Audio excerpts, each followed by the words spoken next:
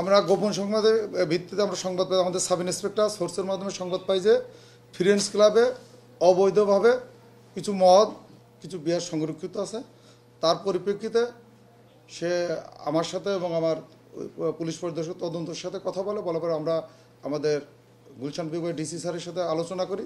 আলোচনার পরে আমাদের গুলশান জোনে যে এসি স্যার আছে, এসি স্যারের নেতৃত্বে আমরা সেখানে যাই যে আমরা দুই প্রকারের মদ 31 বোতল বিভিন্ন প্রকারের মদ আমরা 31 বোতল মদ আমরা জব্দ করি, আর বিভিন্ন প্রকারের 52টি বিয়ার আমরা জব্দ করি। এই কোনো আসামি গ্রেপ্তার করা সম্ভব হয় নাই। আর আমরা এখন আমাদের সাব ইন্সপেক্টর সিদ্দিক নিজেই বাদী হয়ে একটা মামলা আমরা প্রক্রিয়াধীন আছি।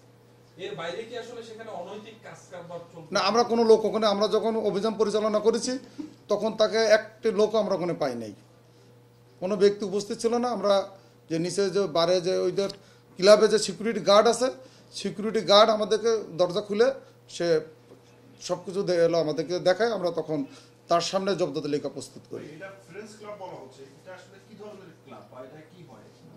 এটা কি হয় আমরা ভাই, আমরা চলো দেখি না, আমরা যে দেখছি যে ক্লাবের ভিতরে এই যে রেস্টুরেন্টের আছে, তারপরে মদ খাওয়ার কিছু দেখলাম যে তাদের ডেকোরেশন আছে, এইগুলো আমরা পাইছি।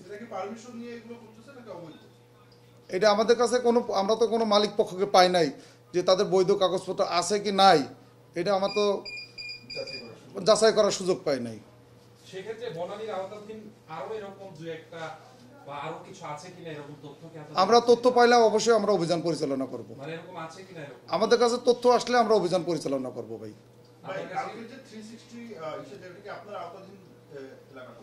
জি, আমাদের মামলা আমরা নিজেরা 4 জনকে বিজ্ঞ আদালতে প্রেরণ করেছি। আর আমরা র্যাবের মাধ্যমে জানতে পারছি 2 জনকে গ্রেপ্তার করেছে, এখন আমাদেরকে সোপর্দ করে নাই, কিন্তু আমরা 4 জনকে ধরে বিজ্ঞ আদালতে প্রেরণ করেছি এবং আমরা রিমান্ডের আবেদন করছি। আমাদের পার্টি বাইরে আছে, যে তদন্তকারী কর্মকর্তা সহ একটা টিম এখনো আসামি গ্রেপ্তারের জন্য বাইরে আছে।